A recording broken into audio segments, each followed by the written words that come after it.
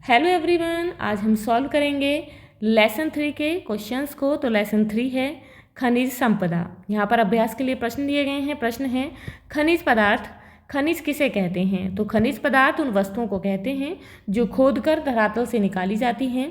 खनिज पदार्थ धरातल पर तथा धरातल के नीचे दोनों जगह मिलते हैं।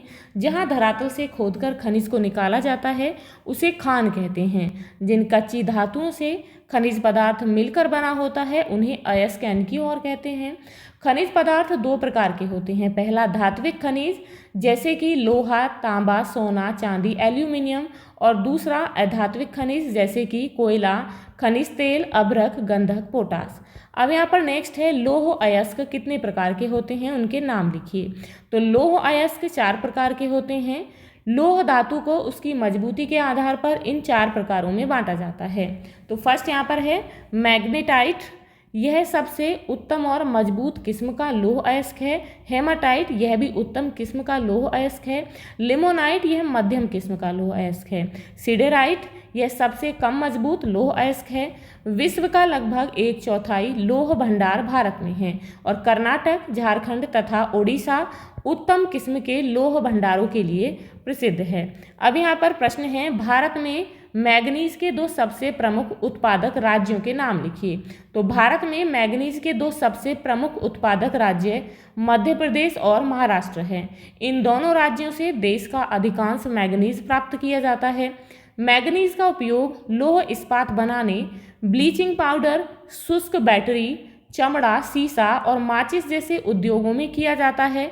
भारत के मैग्नीज का कुल उत्पादन का लगभग 1/4 भाग जापान, ग्रेट ब्रिटेन, संयुक्त राज्य अमेरिका, जर्मनी और फ्रांस जैसे देशों को निर्यात भी किया जाता है।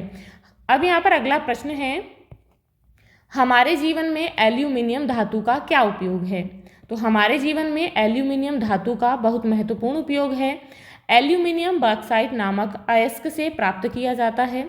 एल्यूमिनियम अपने हल्केपन, मजबूती, लोचदार और चमकदार होने के कारण विभिन्न कार्यों में हमारे लिए उपयोगी है। इसके प्रमुख उपयोग निम्नलिखित हैं।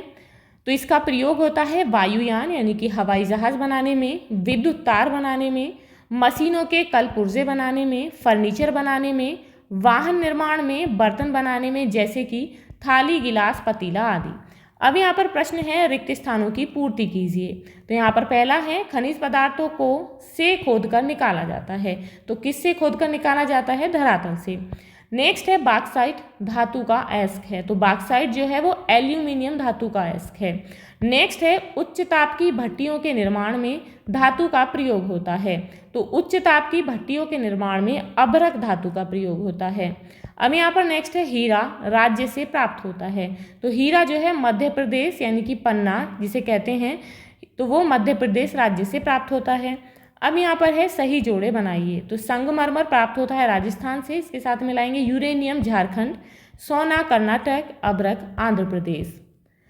नेक्स्ट है सही पर सही का चिन्ह तथा गलत पर गलत का चिन्ह लगाइए। कोयला और अभ्रक धात्विक खनिज हैं, तो गलत है, ये अधात्विक हैं। नेक्स्ट है सेंधा नमक धरातल की चट्टानों से प्राप्त किया जाता है, बिल्कुल सही है। चांदी की खानें राजस्थान राज्य में हैं, ये भी सही है।